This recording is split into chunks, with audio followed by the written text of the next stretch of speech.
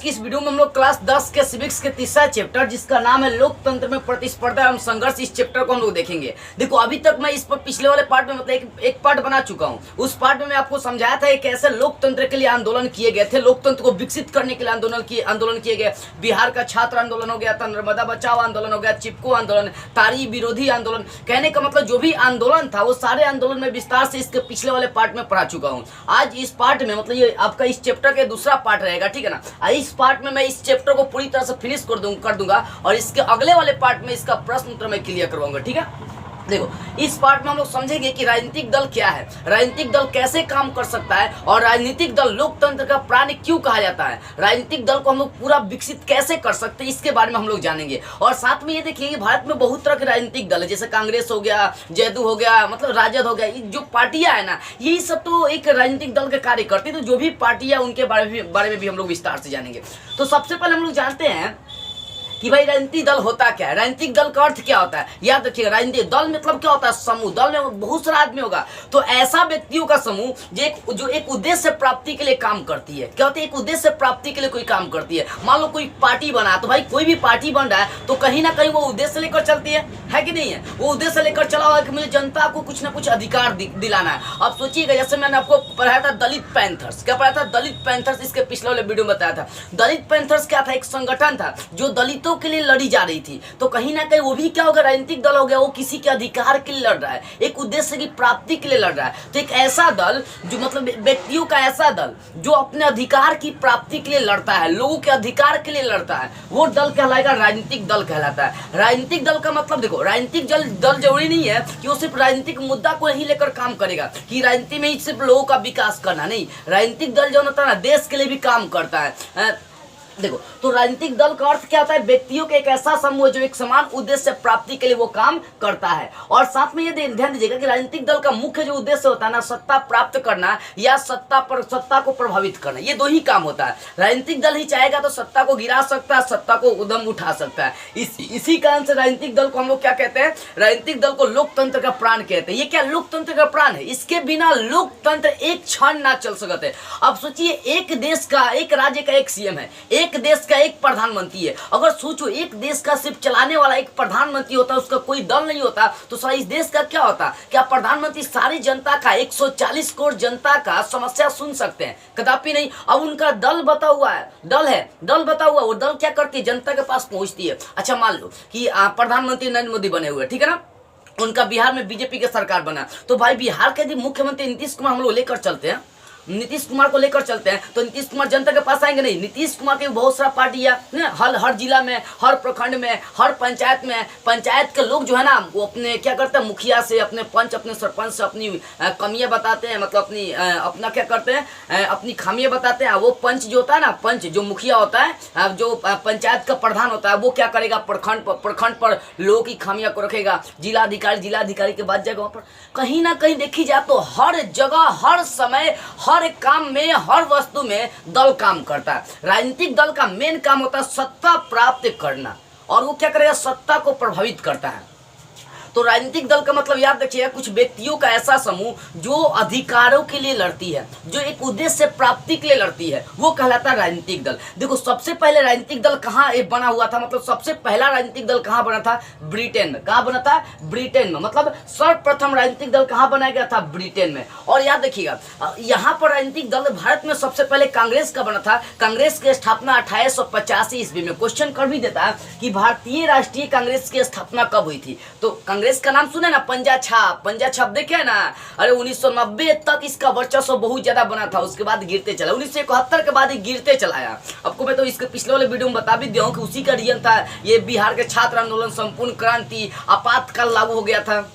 देखो तो अगर देखी जाए राजनीतिक दल देखी जाए, ये जो कांग्रेस पार्टी है एक राजनीतिक दल थी। तो कांग्रेस पार्टी की स्थापना, भारतीय राष्ट्रीय कांग्रेस की स्थापना कहाँ कब हुआ था? 1885 ईस्वी में हुआ था। और जो राजनीतिक दल होता है उसको हम लोग क्या कहते हैं? लोकतंत्र का प्राण भी कहते हैं। तो व्यक्तियों का एक ऐसा समूह होता है जो एक उद्देश्य की प्राप्ति के लिए अधिकारों के लिए लड़ने का काम करती है, और इनका मेन काम होता है सत्ता को प्राप्त करना या सत्ता को प्रभावित करना। इसे राजनीतिक दल को हम लोग क्या कहते हैं? लोकतंत्र का प्राण कहते हैं। इसकी शुरुआत कहाँ, अपने भारत में कहाँ से? तो भारतीय राष्ट्रीय कांग्रेस की स्थापना करके 1885 से हुई थी। और सबसे प्रथम राजनीतिक दल विश्व में कहाँ बना था? तो ब्रिटेन में बना था। भारत में पूछेगा कि सबसे प्रथम राजनीतिक दल कब बना था? तो 1885 में, उसका नाम था भारतीय राष्ट्रीय कांग्रेस। लेकिन पूछेगा पूरे विश्व में सर्वप्रथम राजनीतिक दल कब बना था, भले कहाँ बना था? तो वो था ब्रिटेन। क्या कौन था? ब्रिटेन था। ठीक है ना। तो राजनीतिक दल आपको समझ में आ गया। राजनीतिक दल क्या करता है कि लोगों को अधिकारों के लिए लड़ता है। राजनीतिक दल जो होता है, दल जो होता है ना, जनता की समस्याओं को लेकर सरकार के पास पहुंचाता है, और सरकार जब उनकी समस्याओं को हल करता है तो जो राजनीतिक दल होते हैं सरकार से उन समस्याओं को हल लेकर क्या करते हैं? जनता के पास पहुंचाने का काम करते हैं। जैसे मान लो कि जनता मांग कर रही है कि मुझे अपने समाज में नल जल की सेवा चाहिए, हालांकि आ चुकी है, फिर भी एग्जाम्पल दे रहा हूं मैं, नल जल की सेवा चाहिए। अब क्या होगा कि जो राजनीतिक दल है वो सरकार के पास समस्या रखेंगे। अब क्या करेगा? सरकार राजनीतिक दल के पास देगा। ये राजनीतिक जल जौन होता है, राजनीतिक दल जौन होते हैं ना, ये जनता के बीच क्या करते हैं? सामंजस्य होते हैं, पुल का काम करते हैं।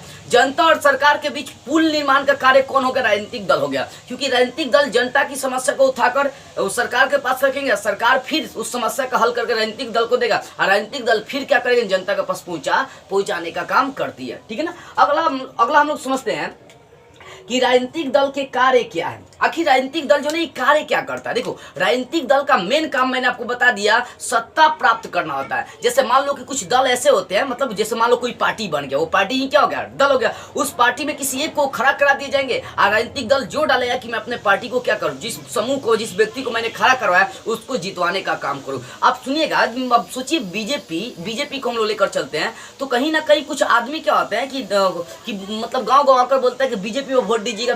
यहाँ प्रधानमंत्री नहीं आता है घर घर कहने के लिए कि आप आकर दीजिए, आप बीजेपी पर कमल छाप पर वोट लगाना है, कांग्रेस पर वोट लगाना है, ये नहीं आते हैं लोग। वहां पर उनकी जो पार्टियां होती है, लोग आएंगे बोलेंगे कि उसी पर वोट देना, इसी पर वोट देना, इसी पर वोट देना, इसी पर वोट देना।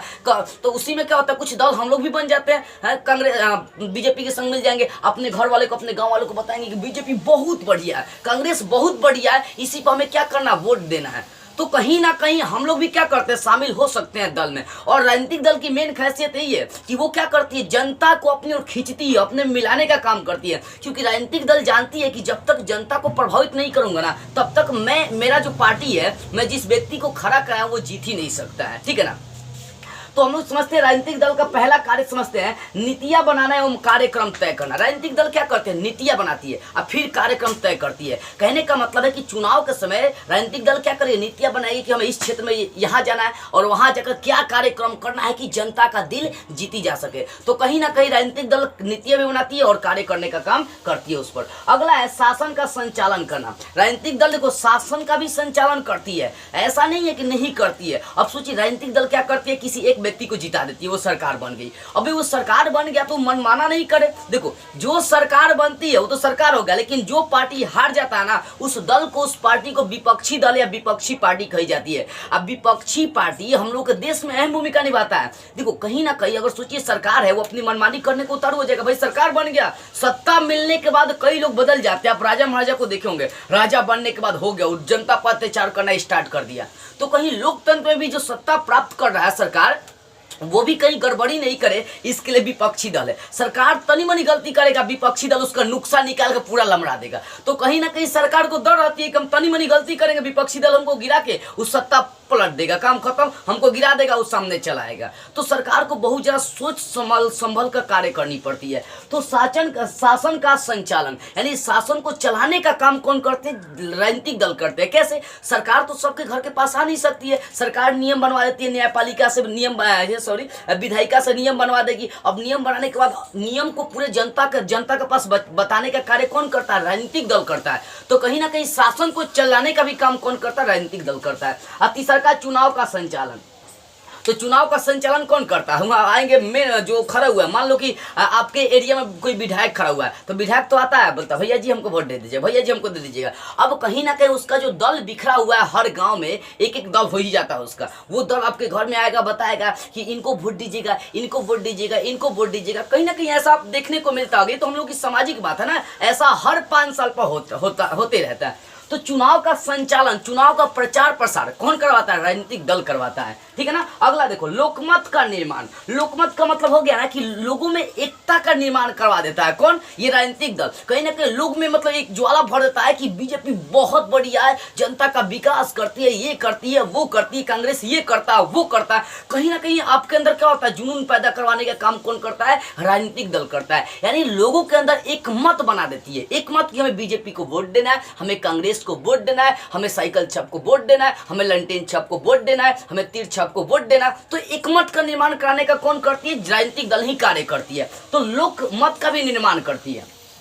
उसके बाद अगला देखते हैं, सरकार एवं जनता के बीच पुल निर्माण का कार्य कौन करता है? राजनीतिक दल ही करता है। कहने का मतलब है कि जनता की समस्याओं को उठाकर सरकार के पास राजनीतिक दल रखती है, और फिर उस समस्या का जब हल निकल जाता है तो राजनीतिक दल ही क्या करते हैं? उस समस्या का हल निकालकर जनता के पास पहुंचाने का काम करता है। इस तरह से अगर देखी जाए तो सरकार और जनता के बीच पुल निर्माण का कार्य, मध्यस्थता का कार्य कौन करता है? राजनीतिक दल ही करते हैं, ठीक है। अगला देखो, राजनीतिक प्रशिक्षण। राजनीतिक प्रशिक्षण का मतलब क्या होता है? राजनीतिक दल जो होते हैं ना, गांव में किसी को देख लेंगे भाई बोलने में बहुत बढ़िया है, पढ़ा लिखा है, तो राजनीतिक दल क्या करते हैं? उसको अपने पार्टी में मिला देते हैं, अपने दल में लिया देते हैं, और उसको अपने तरह से ट्रेन करने लगते हैं, शिक्षित करने लगते हैं, और उसको फिर आगे बढ़ाने लगते हैं। तो कहीं ना कहीं राजनीतिक दल कुछ आम लोगों को भी क्या करता है? मतलब प्रशिक्षण देता है और राजनीतिक में लाने में कार्य करता है, ठीक है। तो ये होता है राजनीतिक प्रशिक्षण, मतलब आम जनता को राजनीति में लाना, ये होगा राजनीतिक प्रशिक्षण। अगला देखते हैं, अगला है गैर राजनीतिक कार्य। गैर राजनीतिक कार्य का मतलब क्या होगा? जरूरी नहीं है कि सिर्फ राजनीतिक दल सत्ता को ही प्राप्त करना चाहिए, सत्ता को प्रभावित करने का कार्य करेगा। राजनीतिक दल गैर राजनीतिक कार्य मतलब आपदा प्रबंधन, जैसे सुखाड़ हो गया, बाढ़ हो गया, भूकंप आ गया, तो इस सब में भी जो होता है ना बहुत सारा मतलब पैसा उसा पास कराने का कार्य, ये सब कौन करता है? तो राजनीतिक दल ही कार्य करता है। जैसे मान लो बाढ़ से आती है, तो बाढ़ वाला सरकार सबके अकाउंट में 1000 2000 डलवाया था अभी, तो ये कौन सरकार डाल रही है? राजनीतिक दल कार्य कराती है। आएगी देखिए, बाप रे बाप, तो गांव दह गया ना, तो गांव दह गया तो राजनीतिक दल क्या करेगी? समस्या को सरकार के पास पहुंचाएगी कि हाई एरिया पूरा दह गया, इन सभी को कुछ ना कुछ क्या करी जाए, इन सभी को कुछ ना कुछ सरकार की तरफ से मदद करी जाए, हेल्प करी जाए। सरकार राजनीतिक दल को देगा, और राजनीतिक दल क्या करेगा? जनता के पास पहुंचाने का काम करता है। तो कहीं ना कहीं अगर देखी जाए तो गैर राजनीतिक कार्य का भी काम कौन करता है? राजनीतिक दल करता है। तो ये था राजनीतिक दल के कार्य। कौन कौन सा? तो एक पहले तो नीतियां बनाने और उस पर कार्य करना, और दूसरा शासन का संचालन करना, तीसरा चुनाव का संचालन करना, चौथा था लोकमत का निर्माण करना, और पांचवा था सरकार एवं जनता के बीच पुल निर्माण करना, छठा था राजनीतिक प्रशिक्षण, और ये एक चीज आपको छोड़कर दलीय कार्य। दलीय कार्य का मतलब क्या होता है? दल पर भी ये कार्य करने का काम करती है। मतलब कहने का मतलब देखो, दलीय कार्य का मतलब क्या होगा? जैसे मान लो कि वो लोग देखते कि मेरे दल में कोई अच्छा व्यक्ति है कि नहीं, तो कहीं ना कहीं वो अपने दल के प्रति भी कार्य करने को कहा जाता है। देखो, आप एक चीज सुने होंगे कि हमें पूरी दुनिया को जीतने से अच्छा है कि हम अपने मन को जीत ले, तो विश्व विजेता हो जाता है। जो इंसान अपने मन को जीत लिया ना, वो दुनिया की कोई ऐसी ताकत नहीं है कि साला उसको हरा सकता है। तो वही है, अपने दल पर आप कार्य करिए ना, आपका दल अच्छा होगा तो आपका क्या पार्टी भी धीरे धीरे अच्छा होते चला जाएगा। तो दलीय कार्य भी करने का कार्य कौन करता है? राजनीतिक दल करता है। अगर लोकतांत्रिक राजनीतिक कार्य भी करने का काम कौन करता है? राजनीतिक दल करता है। तो इस तरह से आपको समझ में आ गई होगी कि राजनीतिक दल क्या है और ये जनता के बीच कैसे कार्य करती है। अब हम लोग समझते हैं, अगला पॉइंट हम लोग का है, लोकतंत्र में राजनीतिक दल की आवश्यकता क्यों है। ये जो हम लोग के देश में लोकतांत्रिक व्यवस्था है, इस व्यवस्था में राजनीतिक दल क्यों जरूरी है? राजनीतिक दल क्यों जरूरी है? अभी मैंने आपको एक चीज बता दिया था कि जो राजनीतिक दल होता है, ये जनता की समस्याओं को सरकार के पास पहुंचाती है, और फिर सरकार से लेकर जनता के बीच फैलाने का काम करती है। अब भाई सोचिए, राजनीतिक दल नहीं होता तो जनता को ये सब जो सरकार बहुत सा लाभ देती है, जनता को मिल पाती क्या? जनता सजग हो पाती? देखो, जनता मतलब कहने का मतलब जनता को अलर्ट करने का काम कौन करती है? राजनीतिक दल करती है। आएगी और बताएगी कि कांग्रेस विकास नहीं किया, इसको वोट नहीं देना है। अब कांग्रेस वाला आएगा तो वो कहेगा कि बीजेपी विकास नहीं किया, बीजेपी को वोट नहीं देना, कांग्रेस को देना। अपने में ससुरी लड़ते रहता है सर, ये पार्टी उसको करिएगा, वो पार्टी इसको करिएगा। यही तो हम लोग का इंडिया है। इंडिया में बहुत सारा पार्टियां जो एक दूसरे का विरोध करते रहती है। जो सरकार बना रहता है उसको डर रहता है कि विपक्षी दल हमको गिरा नहीं दे, इसी कारण से सरकार गलती करता ही नहीं है, मनमानी कर ही नहीं सकता। यही तो लोकतंत्र है, ठीक है ना। हम लोग थे यहाँ पर कि लोकतंत्र में राजनीतिक दल की आवश्यकता क्यों है। बस इतना लिखना है आपको कि जनता की समस्याओं को राजनीतिक दल ही सरकार के पास पहुंचाती है। उस समस्याओं का हल निकालकर राजनीतिक दल क्या करते हैं? उस समस्याओं का हल निकालकर राजनीतिक दल सरकार के जनता के बीच फिर पहुंचाने का कार्य करते हैं। और साथ में राजनीतिक दल जो होता है ना, जनता को अलर्ट करने का काम करते हैं, उसको अपने अधिकारों के प्रति सजग करने का काम करते हैं। इसीलिए राजनीतिक दल क्या है, लोकतंत्र में जरूरी है। क्योंकि जब सोचिए, अगर सरकार जनता की मांगों को पूरा नहीं करेगा तो जनता तो भाई टूट जाएगा, जनता का सरकार से मन भर जाएगा, तो जनता सरकार से टूटने लगेगा, वो सरकार को गिराने की कोशिश करेगा। तो कहीं ना कहीं सरकार को कायम रखने के लिए लोकतंत्र में क्या है, राजनीतिक दल जरूरी है, ताकि जनता की हर मांग को पूरा हो और जनता अपने अधिकारों के प्रति क्या हो जाए, सजग हो जाए, अपने राइट के प्रति क्या हो जाए, सजग हो जाए। तो इसलिए लोकतंत्र में क्या, राजनीतिक दल जरूरी है, जनता को सजग करने के लिए और जनता की समस्याओं का हल निकालकर जनता के बीच पहुंचाने के लिए क्या राजनीतिक दल जरूरी है। अगला पॉइंट, राजनीतिक दलों के बीच प्रतियोगिता एवं लोकमत के सशक्तिकरण पर इनके प्रभाव। एक चीज आप समझिएगा, मैं जो आपका किताब पढ़ा रहा हूँ इसके एक एक पॉइंट में आपको पढ़ा रहा हूँ, याद देखिए एक एक पॉइंट पढ़ा रहा हूँ, कोई ऐसा पॉइंट नहीं होगा कि आपका बीच में से भी छूट जाए, सारी पॉइंट में आपको पढ़ा रहा हूँ। पहले आप ये समझिए कि भारत में जो लोकतंत्र की दलीय व्यवस्था होती है वो 3 तरह की होती है, एक दलीय व्यवस्था, द्विदलीय व्यवस्था और बहुदलीय व्यवस्था। लेकिन अगर देखी जाए तो लोकमत का निर्माण मतलब आपसी टकराव का, चाहे कंपटीशन का निर्माण द्विदलीय या बहुदलीय राजनीतिक दल में होता है। मतलब राजनीतिक दल भी बहुत तरह के होते हैं, एक दलीय राजनीतिक दल, दूसरा हो जाएगा द्विदलीय राजनीतिक दल और तीसरा हो जाएगा बहुदलीय राजनीतिक दल। तो एक दलीय राजनीतिक दल का मतलब जिसका एक ही पार्टी हो, एक ही दल हो। द्विदलीय का मतलब जहां 2 पार्टियां हो। आप बहुदलीय का मतलब जहां बहुत सारा हो। बताइए इंडिया कौन सा, इंडिया में एक ही पार्टी है, बहुत सारा है जी, बहुत सारा राजनीतिक यहाँ पर पार्टियां आज बनल बैठल है। तो कहीं ना कहीं हम लोग इंडिया क्या बहुदलीय राजनीतिक दल में चले आते हैं। बहुत सारा पार्टी है, एक पार्टी में बहुत सारा पार्टियां हैं, ठीक है ना। अभी मैं आपको पार्टी के बारे में आगे पढ़ाऊंगा, अभी आप ये समझते चलिए। देखो, तो राजनीतिक दलों के बीच प्रतियोगिता होती है। प्रतियोगिता का मतलब कंपटीशन होता है। मान लो बीजेपी का कोई राजनीतिक दल है, कोई कांग्रेस का राजनीतिक दल है ना, तो बीजेपी वाला सोचेगा कि कैसे जनता को हम आकर्षित करे और कांग्रेस वाला सोचेगा कि कैसे जनता को हम आकर्षित करे। तो ये क्या हो रहा है, कंपटीशन का बाजार चल रहा है। सब मतलब पार्टी या राजनीतिक दल क्या करती है, अपने जो पार्टी खड़ा किया है, जो जिस व्यक्ति को खड़ा किया है उसको जिताने के लिए हर संभव प्रयास करती है। तो राजनीतिक दलों के बीच क्या हो चुकी है, कंपटीशन, प्रतियोगिता मतलब प्रतिस्पर्धा आ चुकी है। बता दिए थे स्टार्टिंग में, प्रतिस्पर्धा का मतलब होता है कंपटीशन, प्रतियोगिता का जमाना है आजकल, ठीक है। तो कहीं ना कहीं राजनीतिक दल किसका काम करती है, प्रतियोगिता। राजनीतिक दलों के बीच क्या आ चुकी है, प्रतियोगिता आ चुकी है। और वो क्या करते हैं, लोगों के बीच सशक्तिकरण मतलब अपने शक्ति को मजबूत करने का काम करते हैं। जिसके कारण से मतलब जो राजनीतिक दल होता है वो क्या करते हैं, जनता पर ज्यादा अपना प्रभाव डालते हैं और अपने आप को सही दिखाते हैं कि हम अच्छा काम करेंगे, मेरी पार्टियां अच्छा है और आपके समाज का पूरी तरह से विकास होएगा। मतलब लोकमत पर सशक्तिकरण, अपनी शक्ति को बरकरार रखने में काम कौन करता है, राजनीतिक दल ही करता है। अब देखिए 5वीं पॉइंट हम लोग समझते हैं। 5वां पॉइंट है राजनीतिक दलों का राष्ट्रीय विकास में योगदान। मतलब राजनीतिक दलों का राष्ट्र के विकास में क्या योगदान है भाई। अब सोचिए, देखो बुआ, बात ये नहीं समझना, बात सिर्फ इतना आप समझो कि राजनीतिक दल का ओनली सिर्फ ये काम नहीं होता है कि वो सिर्फ सत्ता प्राप्त करेगा, सत्ता को प्रभावित करेगा, ये राष्ट्र के विकास में भी अहम भूमिका निभाता है। कैसे समझिए, अगर जनता की समस्या को सरकार नहीं सुनेगा, जनता उस सरकार को गिरा देगा। जब सरकार गिर जाएगी, देश की आर्थिक व्यवस्था खत्म हो जाएगी, देश की आर्थिक व्यवस्था पूरी तरह से क्या हो जाएगी, बर्बाद हो जाएगी। तो कहीं ना कहीं जनता की हर मांगों को पूरा कराने का काम राजनीतिक दल करती है। इसलिए इसका मतलब ये हुआ कि राजनीतिक दल क्या करते हैं, राष्ट्र के विकास में भी अपनी महत्वपूर्ण भूमिका निभाती है। देखो इसलिए ना कि देखो अभी आप एक बात नहीं सोच रहे, ये बात आप सोचिए ध्यान से कि जनता की अगर मांग सरकार पूरा नहीं करेगा तो जनता उससे नाखुश होगा। बात सीधी सी है, नाखुश तो होगा ही जनता। और जब जनता नाखुश होगा तो उस सरकार का वैल्यू नहीं देगा, सरकार को गिराने की कोशिश करेगा। अब सोचिए 5 साल के लिए सरकार बना, वो महीने महीने कई वो सरकार चेंज होते रहे, भारत का क्या दशा होगा, कौन लाइक बचेगा। आपको पढ़ाया था 1961-62 में, ये जब जो चल रहा था ना, उस समय लगातार 6 महीने में 7-8 गो बिहार में जो था ना, बिहार में 7-8 गो सीएम चेंज हुआ था। तो बिहार तो इसमें ही पिछड़ा इसी कारण से ज्यादा है। तो अगर किसी देश में 5 साल में 5 वर्ष मतलब सरकार चेंज हो जाता है ना, तो याद देखिएगा वो देश बहुत नीचे गिर जाएगा। इसलिए सरकार नीचे गिरे नहीं, वो काम कौन करता है, राजनीतिक दल करता है कि जनता की जो समस्या होगी उसको सुनकर क्या करना है, सरकार के पास रखना है और जो भी समस्या का हल निकलेगा जनता के पास पहुंचाना है, जिससे जनता सरकार से हमेशा क्या रहे, खुश रहे। तो कहीं ना कहीं राष्ट्र के विकास में महत्वपूर्ण अपनी भूमिका निभाने का काम कौन करते हैं, राजनीतिक दल करते हैं। ठीक है ना। अगला पॉइंट ये होगा 5 पॉइंट। अब छठा पॉइंट समझते हैं कि राजनीतिक दलों के लिए चुनौती क्या है। राजनीतिक दलों के लिए चुनौती क्या है। देखो, राजनीतिक दल के पास भी बहुत सारी चुनौतियां होता है। जैसे मान लो कोई पार्टी है, कोई राजनीतिक दल है, अब वो जनता की समस्या को लेकर सरकार के पास मांग रखा, सरकार पूरा नहीं करती है, पार्टी को दाब देती है, चुप रहा एकदम। कहीं ना कहीं आपको ऐसा देखने को मिला होगा ना, एकदम देखने को मिलता है। कोई सरकार बन गया, अब सरकार से राजनीतिक दल मांग रख रही है कि जनता के पास ये समस्या आप दीजिए, सरकार बोलता है कि हम पूरा नहीं करेंगे।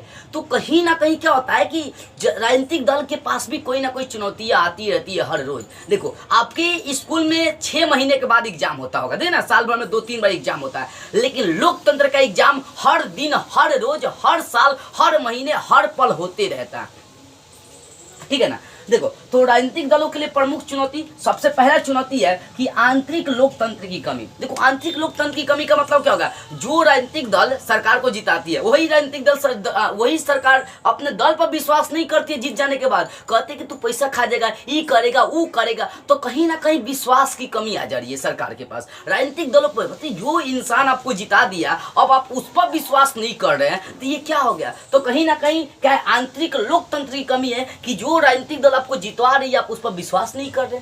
अगला देखिए, दूसरा का नेतृत्व का संकट। ये सबसे बड़ी पॉइंट है।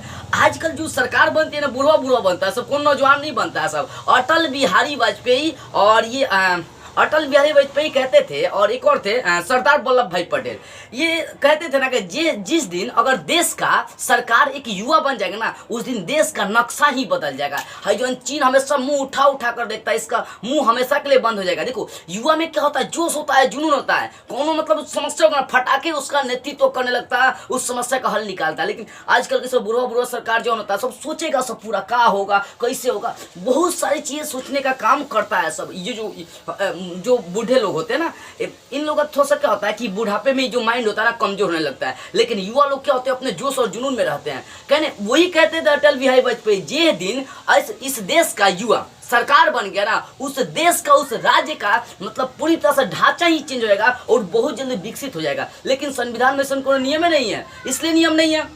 35 वर्ष के बाद ही आप जा सकते हैं। ये सब गाँव में मुखिया बनने के लिए 21 वर्ष उम्र है, लेकिन बड़का बड़का पद पर जाने के लिए, विधायक पर, सीएम पर, प्रधानमंत्री बनने के लिए 35 वर्ष के बाद आप जा सकते हैं। समझ में आ रही, सरकार उसने नियम बना दिया। जानता था लोग संविधान वाला कि कौन नया युवा आएगा तो फटाके चीन को मारकर अपने कब्जे में कर लेगा, पाकिस्तान को मारकर अपने कब्जे में कर लेगा। तो कहीं ना कहीं संविधान में कुछ अलग नियम बना दी गई है। तो कहीं ना कहीं देखिए, नेतृत्व की कमी आ जाती है। मतलब जो सरकार बनती है, जो पार्टियां होती है, उनमें नेतृत्व की कमी आती है। मतलब बूढ़े लोगों को बनाई जाती है कि अनुभवी है। हाँ भाई, मैं मानता हूँ कि बूढ़े लोग क्या होते हैं, अनुभवी होते हैं, लेकिन उनके अंदर जोश और जुनून ज्यादा नहीं होते। बड़ी सोच समझ कर क्या करते, फैसला लेते हैं। लेकिन नौजवान लोग सोचते समझते नहीं है, एकदम साफ जो होगा तो होगा, देख लेंगे। तो कहीं ना कहीं लीड की कमी हो जा रही है, नेतृत्व की कमी आ रही है, नेतृत्व का संकट। जल्दी मतलब नेतृत्व कर नहीं पाते हैं, जल्दी उसका फैसला ले नहीं पाते हैं। कौन, जो आजकल की सरकार में पार्टियां आ चुकी है, जो राजनीतिक दल में मेन पार्टियां होती है, वो जल्दी फैसला ले नहीं पाती है। तो राजनीतिक दलों के लिए भी क्या एक चुनौती है। मान लो कोई देश में समस्या आ गया, मान लो क्या किया, पाकिस्तान जम्मू कश्मीर पर अटैक कर दिया, पाकिस्तान जम्मू कश्मीर पर अटैक कर दिया, चीन इधर से लद्दाख वाले एरिया में अटैक कर दिया। अब सरकार सोच रही है क्या करे क्या करे क्या करे। तो भाई क्या होगा, देश का तो कंडीशन बिगड़ जाएगा, हम लोग का ये जो जम्मू कश्मीर ना साफ खत्म हो जाएगा। तो कहीं ना कहीं नेतृत्व, फैसला लेने में सरकार बड़ी देरी करती है। तो ये भी राजनीतिक दल के लिए क्या एक चुनाव भरी समस्या, चुनौती भरी समस्या है, ठीक है ना। अगला देखो, वंशवाद। मैंने आपको बताया था वंशवाद और परिवारवाद दूसरे के चैप्टर में मैंने आपको पढ़ा दिया था। देखो बाबू, परिवारवाद और वंशवाद का मतलब क्या होता है। परिवारवाद का मतलब अपने परिवार को आगे बढ़ाना। अगर जैसे आप मुलायम सिंह को देखिएगा, लालू यादव को देखिएगा, कांग्रेस को देखिएगा, ये खाली अपने बेटा बेटी को टिकट देगा, सब किसी और को नहीं देगा। वैसे वंशवाद होता है। वंशवाद का मतलब होता है अपने वंश को, अपने सगे संबंधियों को पार्टी में, राजनीति में आगे बढ़ाना, ये वंशवाद कहलाता है। अब सोचिए कि वो पार्टी लालू यादव का बेटा बेटी खाली वही में राजद में आते रहेंगे तो कभी देश का विकास, राज्य का विकास होगा नहीं। आप किसी गरीब को आप सीएम बना कर देखिए, आप किसी गरीब को ऊंचे पद पर उठा कर देखिए, भाई वो गरीबी से झेला है तो जानता है कि जनता की कौन सी समस्या को हम कैसे पूरा करेंगे, कैसे उसकी मांगों को रखेंगे कि जनता हमसे खुश हो जाएगी और हमारा बिहार कैसे विकसित होगा। लेकिन ना, भले मुख्यमंत्री का बेटा अनपढ़ गवार है, ना पढ़ लिखल है, तो उसी का बेटा ही सीएम बनेगा, उसी का बेटा ही विधायक बनेगा। हो नहीं सकता है किसी और को बना दे। ऐसे देश का विकास कभी हो ही नहीं सकता है। राबड़ी देवी लालू यादव की पत्नी पढ़ लिखल नहीं थी, वो अनपढ़ गवार थी, और उससे ज्यादा देखिए जो अपने देश में अपने बिहार में PhD कर करके औरतें बैठी है, वो सब CM तो छोड़िए बकरी चढ़ाता है लोग, और जो नहीं पढ़ा लिखा है वो सब बिहार का मुख्यमंत्री बन जा रहा है। बिहार का ढांचा क्या होगा? देखो बिहार इसी रीजन से सबसे गरीब और सबसे पिछड़ा देश माना जाता है। यहाँ जो पर कैपिटा इनकम है प्रति व्यक्ति है कम है, सबसे कम है, कभी आगे नहीं बढ़ सकता। हर मामले में बिहार आगे है, लेकिन फिर भी सबसे पिछड़ा राज्य गिना जाता है। इसके पीछे का रीजन है सरकार। बशर्ते अपने सत्ता को प्राप्त करने के लिए, कुछ करने के लिए यहाँ की सरकार बेचैन रहती है। कुछ करके हमको सत्ता चाहिए तो चाहिए, बस वो पावर खोजता है लोग, ठीक है। तो वंशवाद का मतलब क्या हो गया कि अपने वंश को, अपने परिवार को आगे बढ़ाना। ये क्या होती है? ये राजनीतिक दलों के लिए एक चुनौती हो चुकी है। राजनीतिक दल में बहुत सारे लोग होते हैं, किसी को भी बना सकते हैं ना, किसी को बनाइए, किसी को CM बनाइए, ठीक है ना। तो ये जरूरी होता है, लेकिन ऐसा सरकार में है नहीं। अरे देखिए काले धन एवं अपराधियों का प्रभाव। अब देखिए सरकार क्या होता है कि कभी कल चुनाव के समय क्या करती है कि काले धन साफ निकाल देती है, एकदम पार्टी को देती है कि ले जाकर बांट दो। समाज का विकास करने के लिए, देश का विकास करने के लिए, राज्य का विकास करने के लिए वो काला धन जो जमा करता ना सरकार, वो नहीं निकालता, उस समय नहीं निकालेगा। कब निकालेगा? जब चुनाव आ जाएगा ना, तो लोगों को खरीदने के लिए क्या करता है, काले धन निकाल लेता है सब एकदम। काला धन का मतलब जानते हैं? काला धन किसे कहते हैं? देखो काला धन का मतलब होता है कि आप मतलब अनलीगल तरीके से पैसे कमा रहे हैं। जैसे मान लो कि आपको कोई कंपनी है, सरकार को आप बिना टैक्स दिए पैसा कमा रहे, वो कौन सा काला धन हो जाएगा, ठीक है ना। तो कहीं ना कहीं सरकार, जो कुछ ऐसे पार्टियां होते हैं जो काले धन तो जमा कर लिए, सरकार को टैक्स नहीं देते हैं, तो काले धन जमा करते हैं और अपराधियों को बढ़ावा देने का काम करते हैं। तो ये राजनीतिक दलों के लिए क्या एक चुनौती भरी समस्या है। देखो राजनीतिक दल ही क्या है कि इस देश का प्राण है। अब सुनो, लोकतंत्र का प्राण किसे कहते हैं? राजनीतिक दल को कहते हैं। लोकतंत्र का प्राण कौन है? राजनीतिक दल को कहते हैं। राजनीतिक दल को लोकतंत्र का प्राण इसलिए कहते हैं क्योंकि जनता की मांगों को पूरा करने का काम राजनीतिक दल करता है, इसलिए राजनीतिक दल को हम लोग क्या कहते हैं? लोकतंत्र का प्राण कहते हैं, ठीक है ना। तो इतनी समझ में आ गई। ये काले धन एवं अपराधियों का प्रभाव किस पर पड़ता है? राजनीतिक दलों का। कुछ राजनीतिक दल क्या करते हैं, आवाज उठाते हैं कि जनता के आप ई मांगो पूरा करिए। सरकार क्या करती है? उस दल के मुंह पर पैसा फेंक देती है, साफ उस दल का मुंह बंद करवा देगी। और ज्यादा राजनीतिक दल बोलेगा तो उसको हमेशा के लिए जेल में बंद करा देगा, तो उसको मरवाई देगा। इसी से सरकार में देखने को मिलता है कि सरकार के प्रति कोई आवाज उठाए ना, तो सरकार उसको हमेशा के लिए खत्म कर देगा। कोई मीडिया वाला आवाज उठाए, मीडिया वाले को खत्म कर देता है। सब बताइए। तो कहीं ना कहीं अगर देखी जाए तो काले धन और अपराधियों का प्रभाव पड़ता है किस पर? राजनीतिक दलों पर, क्योंकि चुनाव के समय काले धन निकालेंगे, अपराधियों को बढ़ावा देंगे, जिससे राजनीतिक दल क्या होता है? कमजोर पड़ जाते हैं। अगला देखिए, अगला है सिद्धांतहीनता की स्थिति। सिद्धांतहीनता की स्थिति का मतलब क्या होता है कि चुनाव के समय जो होते हैं ना, बहुत सारे दल होते, बहुत सारे सरकार जो होते हैं ना, तरह तरह के सिद्धांत देते हैं कि जीतने के बाद हम ही करेंगे, जीतने के बाद हम ही करेंगे। और जीत जाने के बाद वो अपने सिद्धांत पर चलबे नहीं करता है, तो अपने जो कहा रहता है वो करबे नहीं करता है। चुनाव आपका समाज भी जब होगा ना, आपके गांव जवार में देखिएगा, वो मुखिया का हो, चाहे विधायक का हो, चाहे वो जिला परिषद, चाहे ये मुख्यमंत्री का हो, चाहे प्रधानमंत्री का हो, देखिए कितनी बड़ी बड़ी वादे करते हैं लोग। करते हैं क्या कि मेरी सरकार बनने के बाद कोई भूखे ना मरेगा, कोई बेघर नहीं होगा, कोई ऐसा नहीं होगा जिसके घर में कल नहीं हो, कहीं ना। वो सारे वादे करते हैं कि आपके समाज का पूरी तरह से विकास कर देंगे।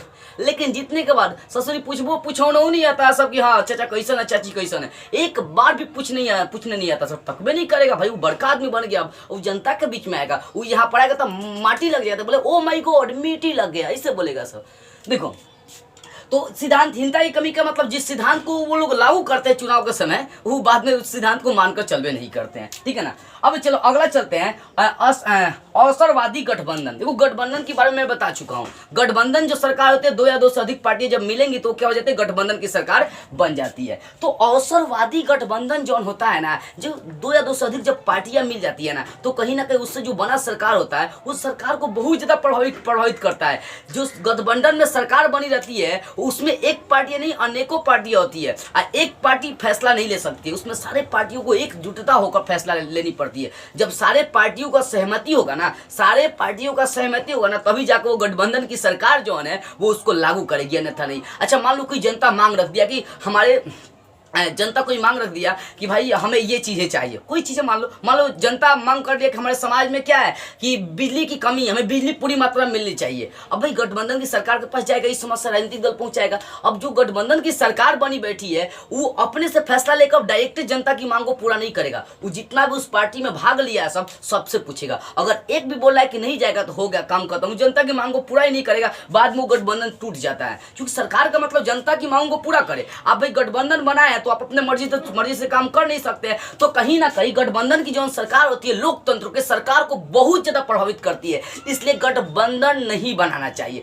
नीतीश कुमार को देखिएगा, मतलब जब देखो गठबंधन कब बनती है मालूम है ना, जब किसी भी पार्टी को पूर्ण बहुमत प्राप्त नहीं होता तब गठबंधन बनाई जाती है। उस गठबंधन में दो या दो से अधिक पार्टी आपस में भाग लेते हैं और उसके बाद क्या करते हैं, अपनी सरकार बनाने का काम करते हैं। ठीक है ना, तो इतनी बात आपको समझ में आई गठबंधन। आगे देखते हैं, अब समझते हैं राजनीतिक दल को प्रभावी बनाने के क्या क्या उपाय हो सकते हैं, मतलब राजनीतिक दल को हम लोग कैसे प्रभावी बना सकते हैं, इस पर बात करिए।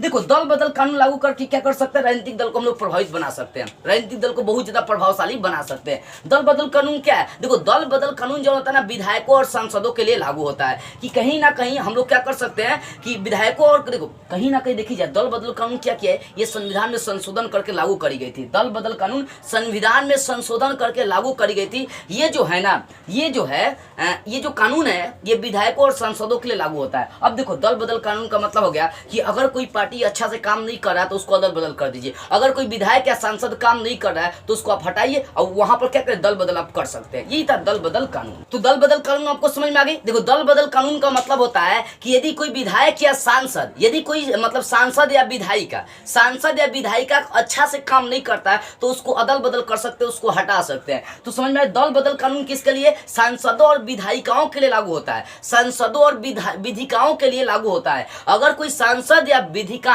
अच्छा से काम नहीं करती है तो उसको अदली बदली जा सकती है, उसको हटाई जा सकती है। अगला मतलब इस तरीके से हम लोग क्या कर सकते हैं, राजनीतिक दल को बहुत ज्यादा प्रभावशाली बना सकते हैं। और दूसरा तरीका है उच्च न्यायालय के आदेश का पालन होना चाहिए। उच्च न्यायालय जो हाई कोर्ट है, वो जो हाई कोर्ट होते हैं जो आदेश मतलब लागू करते हैं वो हर पार्टी को मानना चाहिए, जिससे क्या होगा, राजनीतिक दल बहुत ज्यादा मजबूत बन जाएगा। अब कैसे, देखो राजनीतिक दल जो उच्च न्यायालय होते हैं अभी एक नियम लागू किया है कि जिस चुनावी पार्टी पर केस है, चाहे केस है या वो किसी अपराध के मामले में उसका केस दर्ज है या उस पर केस चल रहा है, तो वो सब चुनाव में खड़ा ही नहीं हो सकते, राजनीति में आ ही नहीं सकते हैं वो लोग। तो ये जो सरकार आदेश लगा रही है, हाई कोर्ट जो आदेश लगा रही है, वो हाई कोर्ट के आदेश को मानना पड़ेगा, तभी जाकर राजनीतिक दल और ज्यादा मजबूत हो जाएगा।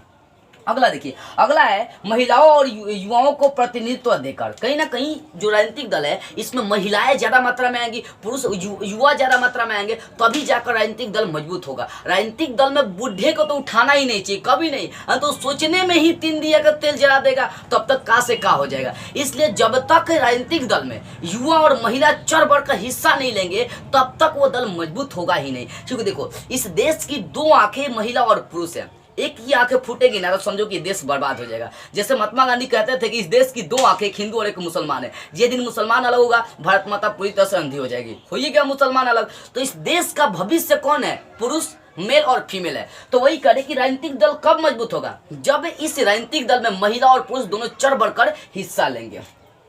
अगला है चुनाव द्वारा जो भी खर्च होगा वो सरकार को उठानी चाहिए, तब जाकर राजनीतिक दल क्या होगा, मजबूत होगा। सोचिए राजनीतिक दल वो अपना खर्चा करेगा सरकार को जिताने के लिए, तब तो हो गया छुट्टी। चुनाव के समय सरकार जो बन रही है, जो सरकार राजनीतिक पार्टी को भेजिए प्रचार प्रसार करने के लिए, वो सारा खर्च किसको उठानी चाहिए, तो चुनावी सरकार को उठानी चाहिए। ठीक है ना, चुनाव का खर्च सरकार को उठानी चाहिए। अब देखो चुनाव का चिन्ह देने का काम कौन करता है, तो चुनाव आयोग देने का काम करता है। पूछता है कि सरकार को, हर पार्टी को चुनाव चिन्ह देने का काम कौन करता है, चुनाव आयोग देने का काम करता है। तो आपको समझ में आ गई कि आखिर राजनीतिक दलों को हम लोग कैसे प्रभावशाली बना सकते हैं। दल बदल कानून लगाकर पूछता भी, दल बदल कानून किसे कहते हैं। देखो दल बदल कानून का मतलब होता है कि यह सांसदों और विधायिकाओं पर लागू होता है। इसके द्वारा सांसद और विधायिकाएं यदि अच्छा से काम नहीं करते हैं तो उसको हटा दिए जा सकते हैं। उच्च न्यायालय के आदेश का पालन करके महिलाओं और युवाओं को प्रतिनिधित्व देकर चुनाव में खर्च सरकार उठा सकती है, जिसके माध्यम से राजनीतिक दल क्या हो सकते हैं, मजबूत हो सकते हैं। अब अगला समझते हैं कि भारत के प्रमुख राजनीतिक दलों का परिचय हम लोग देखते हैं। मतलब भारत में बहुत सारे ऐसे दल हैं जिनका परिचय हमें जानना चाहिए। जैसे भारतीय राष्ट्रीय कांग्रेस हो गया। अब ये समझते हो कि जो ये राजनीतिक दल होते हैं 2 तरह के होते हैं, एक राष्ट्र लेवल के होते हैं और एक राज्य स्तरीय मतलब क्षेत्रीय दल होते हैं। तो राष्ट्र लेवल के जो होते हैं उन्हें राष्ट्रीय दल कहा जाता है, राष्ट्रीय राजनीतिक दल कही जाती है। और जो राज्य लेवल के होते हैं उनको क्या कहें, उनको राज्य स्तरीय राजनीतिक दल या क्षेत्रीय दल कही जाती है। तो 2 तरह के हो, जैसे ये लालू यादव हैं, राजद को लेकर चलते हैं, आदित्यनाथ योगी है। तो कहीं ना कहीं देखी जाती है राज्य लेवल का ना, नीतीश कुमार राज्य लेवल के, लालू यादव राज्य लेवल के। तो जो राज्य लेवल के होते हैं ना, जो राज्य लेवल के जो दल होते हैं उसको हम लोग कहते हैं क्षेत्रीय दल। जैसे आप लेकर चलिए ललटेन छाप लेकर चलिए, तिरछा आप लेकर चलिए। तो ये सब क्या है, तो ये राज्य स्तरीय क्षेत्रीय दल है। तो कहीं ना कहीं भारत में जो राजनीतिक दल है वो दो तरह के हो जाते हैं, एक राष्ट्र लेवल के और दूसरा होता है क्षेत्रीय लेवल के होते हैं। अब देखो जो राज्य स्तरीय जो राजनीतिक दल होते हैं इसको राष्ट्रीय लेवल कैसे बना सकते हैं। अब सोचिए, लालू यादव सोचेंगे कि मैं जो हूं ना, मैं भारत का प्रधानमंत्री बन जाऊं, राष्ट्रीय राजनीतिक दल इसको बनाना चाहते हैं।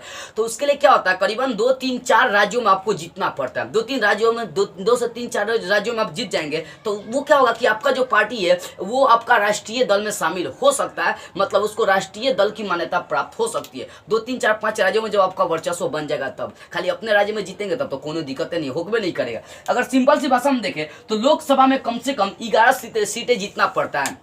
किसको, राज्य स्तरीय राजनीतिक दल को, राज्य स्तरीय राजनीतिक दल को राष्ट्रीय राजनीतिक दल में बदलने के लिए। जैसे कांग्रेस पार्टी कौन है, राष्ट्रीय दल, मतलब ये क्या है, राष्ट्रीय दल है। बीजेपी क्या राष्ट्रीय दल है, क्योंकि भाई ये अपना पूरे देश में वर्चस्व बनाकर बैठा है। तो कहीं ना कहीं अगर सोचिए कि अगर बिहार के लालू यादव या नीतीश कुमार सोचे कि मैं अपने पूरे देश में इसको कायम करना चाहता हूं, तो उसके लिए 2, 3, 4 राज्यों में आपको जीतना पड़ता है। यानी लोकसभा में कम से कम आपको 11 सीटें जीतना पड़ता है, तभी जाकर आप अपने क्षेत्रीय दल को, आप अपने पार्टी को पूरे देश में राष्ट्र लेवल का मान्यता दिला सकते हैं। तो इस तरह से मैंने आपको पार्टियां बता दिया कि 2 तरह की राजनीतिक दल हो सकती है, एक राष्ट्रीय लेवल का, एक क्षेत्रीय लेवल का, मतलब एक राज्य लेवल का। तो राष्ट्रीय लेवल का जो होता है उसको राष्ट्रीय राजनीतिक दल कहते हैं, जो क्षेत्र लेवल का होता है उसे क्षेत्रीय दल चाहे राज्य स्तरीय राजनीतिक दल कहते हैं। अब हम लोग समझते हैं कुछ पार्टी के बारे में जान लेते हैं जो पार्टियां हम लोग आजकल समाज में चल रही है, जैसे लंटेन हो गया, बीजेपी हो गया, कांग्रेस हो गया, इन सारी पार्टियों के बारे में अब हम लोग थोड़ा सा जान लेते हैं। अब राष्ट्रीय दल और क्षेत्रीय दल के बारे में हम लोग जान लेते हैं। देखिए, अभी तक मैंने बता दिया कि आप अपने भारत देश में 2 तरह के दल बने हैं राजनीतिक दल, एक राष्ट्रीय लेवल के और दूसरा होता है क्षेत्रीय लेवल के, मतलब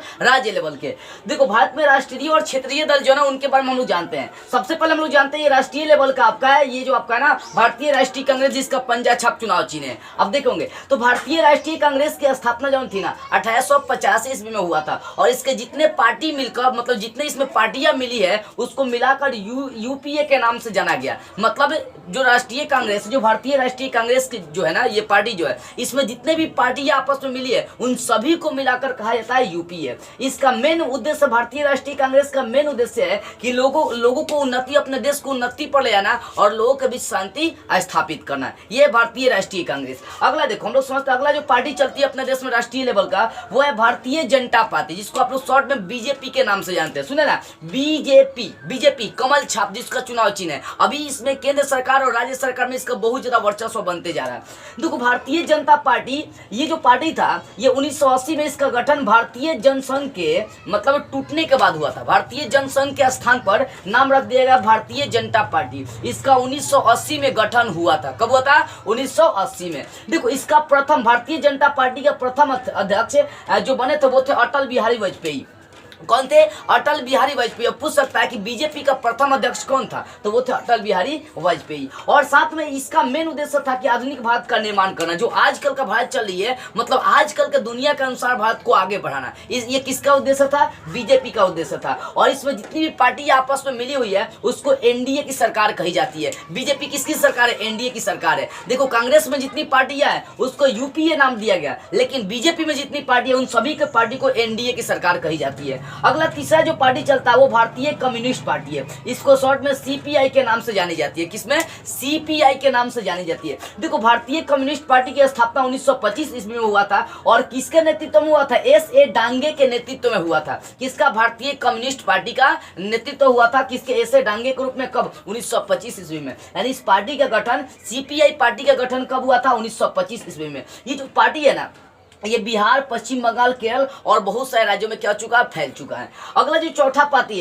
है उसका नाम है भारतीय कम्युनिस्ट पार्टी मार्क्सवादी। ये भारतीय कम्युनिस्ट पार्टी, बशर्ते इसमें मार्क्सवादी जुड़ गया, तो सीपीआईएम पार्टी के नाम से इसको जानते हैं। शॉर्ट में सीपीआईएम पार्टी के नाम से जानते हैं। भारतीय कम्युनिस्ट पार्टी मार्क्सवादी, इसका गठन 1964 ईस्वी में हुआ था। कब हुआ था? 1964 ईस्वी में। साम्यवादी पार्टी में विभाजन हुआ था, तब जाकर भारतीय कम्युनिस्ट पार्टी की स्थापना करी गई थी 1964 1864 ईस्वी में। ये जो पार्टी है ना मार्क्सवादी और लेनिन के विचारों को मानती है, मतलब ये धर्मनिरपेक्षता को मानती है और गरीब और किसानों के बीच क्या करती है, शांति स्थापित करने का काम करती है, उनको आगे बढ़ाने का काम करती है। जो पांचवा पार्टी आप नाम सुने होंगे बसपा का इसका फुल फॉर्म होता है बहुजन समाज पार्टी, इसको शॉर्ट में बसपा कही जाती है। इस पार्टी का गठन 1984 ईस्वी में काशीराम के नेतृत्व में किया गया था और इसका मुख्य देखिए जनाधार मतलब जहां से उत्पन्न हुआ है वो यूपी से उत्पन्न हुआ है। और साथ में इस पार्टी का उद्देश्य था कि दलित पिछड़ों और जो अल्पसंख्यक लोग हैं, मतलब जो बहुत कम मात्रा में जहां जनसंख्या है, उन सभी को आगे बढ़ाने का काम करना था। किसका?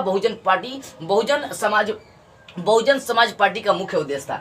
और साथ में अगर देखिए इस पार्टी का वर्चस्व पंजाब, हरियाणा, दिल्ली, एमपी, बिहार और भी बहुत सारे राज्यों में क्या हो चुका है, ये पार्टी फैल चुका है। ठीक है ना। अगला देखते हैं छठा, राष्ट्रीय जनता दल। आप सुनेंगे राजद, लालू यादव का नाम सुने है ना। ये क्या, लालू यादव जो इन्हीं के नेतृत्व में क्या हुआ था, राजद का नेतृत्व हुआ था। राजद का फुल फॉर्म राष्ट्रीय जनता दल। देखो ये 1997 ईस्वी में जनता दल का क्या हो गया था, मतलब टूट गया था। जनता दल के विभाजन के बाद लालू यादव के नेतृत्व में राष्ट्रीय जनता दल बना था। क्या बना था? राष्ट्रीय जनता दल बना था। यानी 1997 में लालू यादव के नेतृत्व में राष्ट्रीय जनता दल यानी राजद पार्टियां सामने आ गई थी। इसका मुख्य उद्देश्य था पिछड़ों, दलितों और अल्पसंख्यकों को आगे बढ़ाना और उनमें एकजुटता और प्रेम स्थापित करना। इस पार्टी का मुख्य उद्देश्य था।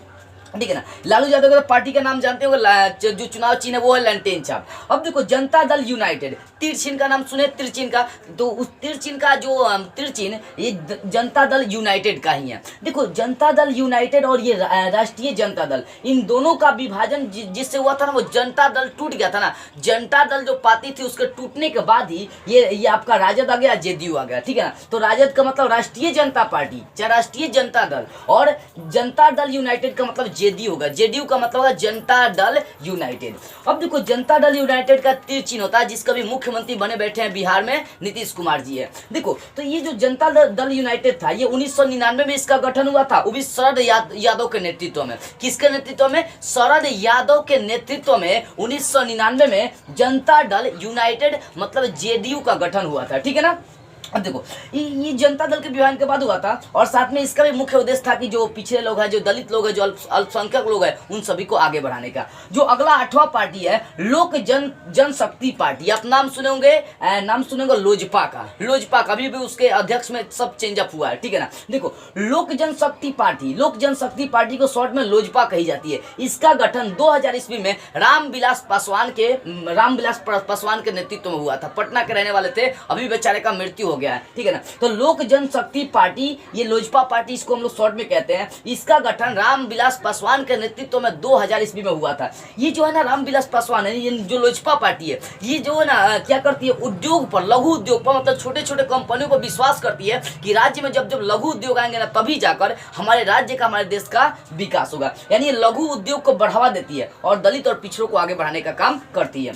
अगला जो नौवा पार्टी है वो है समाजवादी पार्टी। क्या है? समाजवादी पार्टी। देखो समाजवादी पार्टी जो है ना, ये मुलायम सिंह के नेतृत्व में 1992 ईस्वी में सामने आया था। इसका गठन हुआ था कब, कहाँ हुआ था? तो यूपी में इसका गठन हुआ था। ये जो पार्टी है ये राष्ट्रीय और स्वदेशी कंपनियों को आगे बढ़ाने का काम करते हैं। राष्ट्रीय मतलब जो अपना कंपनी राष्ट्र में, स्वदेशी मतलब अपने देश में जो कंपनियां, यानी ये जो है ना स्वदेशी और राष्ट्रीय कंपनी को आगे बढ़ाने का काम करती है और बहुराष्ट्रीय कंपनी मतलब विदेशी कंपनियों का विरोध करती है, अपने देश में विदेशी कंपनियां आने नहीं देती है। और साथ में ये कृषि पर जोर डालती है। और ये जो इसका प्रसार देखी जाए, मतलब इसका प्रसार देखी जाए तो बिहार, पंजाब, एमपी ये सब में क्या हो चुका है, फैल चुका है। अब देखो अंतिम हम लोग देखते हैं झारखंड मुक्ति मोर्चा पार्टी। इसको हम लोग झामुमो के नाम से जानते हैं। क्या जानते हैं? झामुमो के नाम से शॉर्ट में जानते हैं। इसका गठन 1973 में बिहार में हुआ था, लेकिन बिहार झारखंड जब अलग हो गया तो ये झारखंड में चला गया है। झारखंड मुक्ति मोर्चा पार्टी ये जो है ना उड़ीसा और पश्चिम बंगाल में फैल चुका है। तो ये लगभग महत्वपूर्ण 10 पार्टियां। इसके अलावा भी हर राज्य में, जैसे कन्नड़ पार्टी हो गया, तेलुगु पार्टी हो गया, तो हर राज्य में और भी बहुत सारे पार्टियां हैं, लेकिन ये कुछ इंपॉर्टेंट पार्टियां जिसके बारे में आपको कम से कम जाननी चाहिए। चलिए इस तरह से आपको ये जो चैप्टर्स है, ये जो लोकतंत्र में प्रतिस्पर्धा एवं संघर्ष का चैप्टर है, पूरी तरह से विस्तार से क्लियर हो गया। ठीक है ना। तो बस आज की इस वीडियो में इतना ही। अगले वीडियो में मैं इसके प्रश्न उत्तर को बनाते हुए फिर मिलूंगा।